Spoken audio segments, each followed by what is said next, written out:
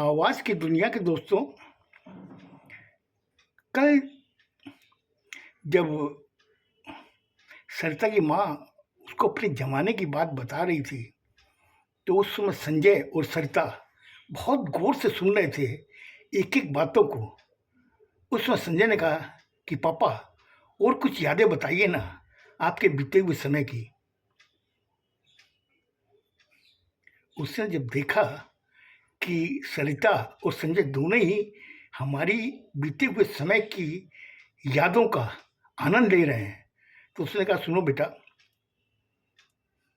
वो ज़माना या वो समय कुछ और था। जब कोई कुल्फ़ी वाला आता था, उसकी जब घंटी सुनते थे, तो सारे बच्चे इस तरीके से भागते थे जैसे कोई उनको खजाना मिल गया हो, और कम से कम 2-2 किलोमीटर चले जाते थे उस घंटी को सुनने के लिए उस कुल्फ़ी वाले के पास।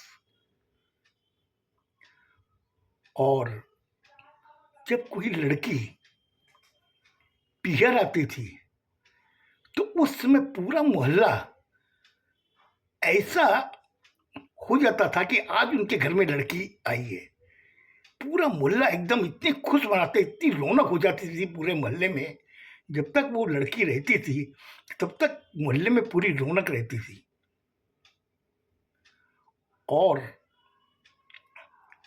हम आपस में जो पड़ोसी थे, उसके अंदर कोई तरीके का भय नहीं था, कोई तरीके का डर नहीं था, कोई तरीके की शंकाएँ नहीं थी।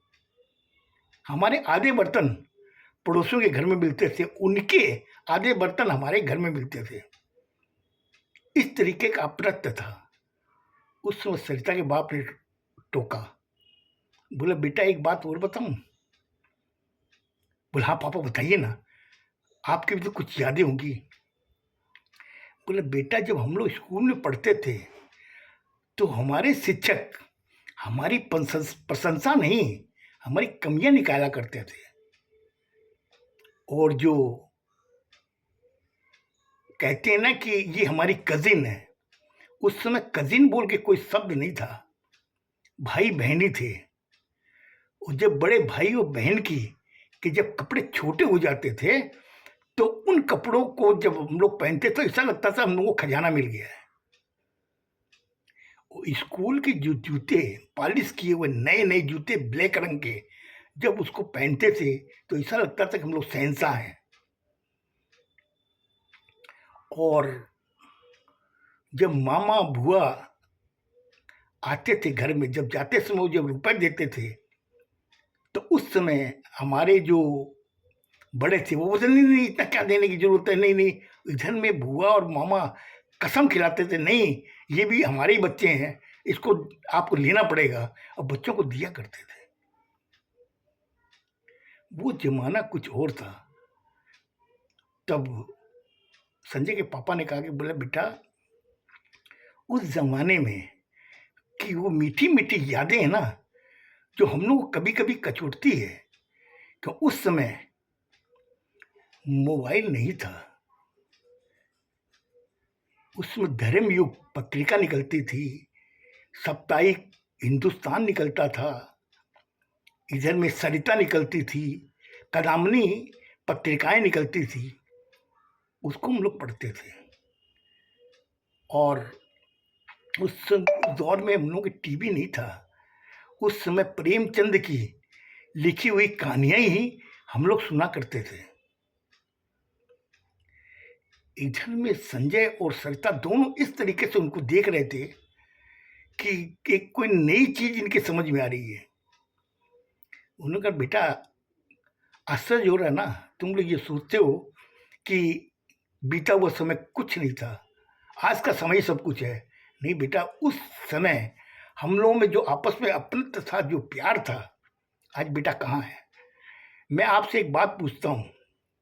सरिता के बाप ने सरिता से कहा तुम बता सकते तुम्हारे बगल वाले मकान में कौन रहता है? हालांकि तुम नहीं जानती, क्योंकि मैं भी नहीं जानता। हम लोग इतने व्यस्त हो गए हैं, हम लोग को मालूम नहीं बगल में कौन रहता है। लेकिन वो दौर था वो ज़माना था, पूरे मोहल्ले का हम लोगों को पता चलता था कि किस मकान में कौन रह रहा है, उसका क्या लड़का का नाम है और लड़की का क्या नाम है, उस घर में कितने सदस्य हैं, हम लोगों को गिनतियाँ पूरी याद रहती थी। और एक हमारे 10 मकान छोड़ करके एक माताजी रहती थी, वो तुरई बेचती थी घरों में। तो हम लोग को बचपन ये कहता था कि माताजी आप हमेशा तुरई बेचती हो, और भी कोई नई चीज़ उगाओ ना। ये अपनत्व था। हम लोग पड़ोसी के किसी के घर में बिना खटखटाए हम लोग चले जाते थे, और वहाँ पर हम लोग ओम जय जगदीश हरे के भजन गाया करते थे, आरती किया करते थे। और जब उनके बगल में किसी के होता था तो हम लोग वहाँ जाते थे, गायत्री मंत्र का जाप वगैरह हम लोग करते थे। वो ज़माना बेटा कुछ और था। उस समय संजय ने टोका, बोले पापा ये चीज़ देख के, आपकी बातें सुन कर के हमें ऐसा लग रहा है कि हम लोग वाकई इस ज़माने में हम लोगों ने कुछ नहीं किया। हम लोग की लाइफ हो गई 9 to 5 की, लेकिन उस समय आप लोगों ने जो आनंद किया है, हम लोगों को लगता है हम लोग अपने जीवन में ये नहीं कर पाएंगे।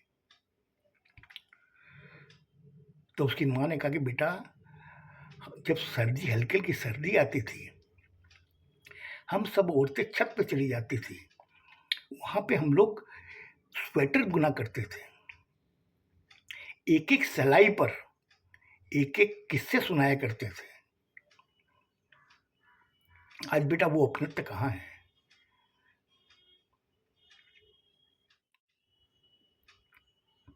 मैं इस समय को गलत नहीं बता रही हूँ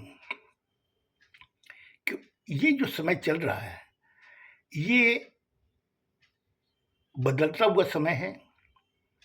इसमें एक चीज़ मुझे अच्छी लगती है कि हर बच्चे को सेल्फ डिपेंडेंट बना दिया, और जो हम लोगों ने तुम लोगों को जो शिक्षाएं दी हैं, जो संस्कार दिए हैं, वो अभी तक बरकरार है। ये चीज़ मुझे बहुत अच्छी लगती है। क्यों कि जब दिवाली आती है, ये मैंने देखा कि तुम लोगों के पास में टाइम नहीं है, लेकिन फिर भी तुम लोग वो रस्म निभाते हो। ये हम लोगों को बहुत अच्छा लगता है कि हमारे उस समय जब दिवाली आती थी, 1 महीने पहले से ही लोगों के चेहरे पर खुशी आ जाती थी कि दिवाली आ रही है, दिवाली आ रही है। लेकिन अभी क्या है, दिवाली कल है, लेकिन अभी तक हम लोग काम में बिजी हैं। जस्ट लाइक एक फॉर्मेलिटी करने की दिवाली है, घर में सामान बनाने की जरूरत नहीं, बाजार से मिठाई ले आएंगे और घर में पूड़ी और सब्जी बना लो, दिवाली हो गई। उस समय वो नहीं था। उस समय एक एक हफ्ता पहले से ही घर के अंदर कढ़ाई चढ़ जाती थी, तवा नहीं चढ़ता था। कढ़ाइयों में पेठा बन रहा है, सुआली बन रही है, सीरा बन रहा है दाल का। ये सब कहाँ है अब? अगर जरूरत पड़ गई तो बाजार से आप मंगवा लो। और दुकान वाले भी इतने बिजी हो गए हैं कि वो हर चीज देते हैं, दिवाली में क्या क्या लगता है वो सब दे देंगे आपको। लेकिन हमारे दौर में वैसा नहीं था। लेकिन बेटा इस चीज का आप लोग बुरा मत मानो कि आपका समय कैसा था और हमारा समय कैसा है, ये नहीं। लेकिन हमें खुशी इस बात की कि तुम उस संस्कार को अभी तक निभा रहे हो, वही सबसे बड़ी खुशी की बात है। उस समय संजय की माँ ने कहा कि ये जो कह रही हैं इस बात में मैं 100% एग्री करती हूँ कि हमारे बच्चे कम से कम इस चीज को मानते हैं। जब होली आती थी तो घर वाले तो कम लगाते थे और मोहल्ले वाले ज्यादा आके रंग लगाते थे, और रंग ऐसा लगाते थे कि 15-15 20-20 दिन तक शरीर से उतरता नहीं था। साबुन लगाते थे, कुछ भी करते थे। और हम लोग के जो बाल इतने जो अभी तक हैं, इसका कारण मालूम क्या है? हम लोग मुल्तानी मिट्टी से धोते थे। जब हम लोगों के बाल इतने मुलायम हो जाते थे, जो आज आप लोग क्या करते हो, शैम्पू लगाते हो। लेकिन हम लोग उस समय शैम्पू कहाँ था। हम लोग जब कहीं जाते थे ट्रेन से, अभी तो क्या कि एसी ट्रेन में बैठ गए, एक कमरे में बैठे हुए, एसी वाला ही जो सर्व कर रहा वही खा रहे हैं। लेकिन हम लोग एसी में नहीं जाते थे, नॉन एसी में जाते थे, और आलू की सूखी सब्जी, अचार, पूड़ी, और उसका एक अलग आनंद आता था हम लोगों को। सब बैठ के एक साथ में खाते थे, साथ में भुजिया वगैरह भी ले जाते थे। 3-2 घंटा, 3-3 घंटा डेट होती थी, लेकिन हम लोग 4 टाइम का खाना का इंतजाम करके लेके जाते थे कि अगर गाड़ी लेट हुई तो हम लोग खाने में कोई असुविधा ना हो। लेकिन अभी कहाँ है।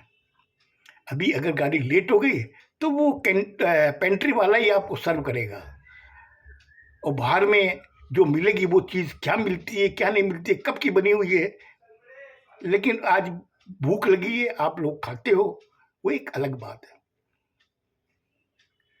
इधर में सरिता के बाप ने कहा कि अच्छा लगा तुम लोगों को हम लोग का जमाना या ये जमाना। तो सरिता ने कहा कि पापा, आपका जमाना जो था, जो आप लोगों ने आनंद किया, लेकिन आपकी बातें सुनकर हम लोगों को जितना आनंद आया ना, उतना तो आप लोगों को आनंद नहीं आएगा उस समय। कि आपकी बातें सुन के इतना अच्छा लगा कि वो क्या जमाना था, और आज किस जमाने में हम लोग हैं। हमें इच्छा होने लगी आप लोगों से कि ये जो बदला जमाना है, इस बदले हुए समय में हम लोग कहाँ पे आ गए। आज बगल में कौन रह रहा हम लोगों को पता ही नहीं है।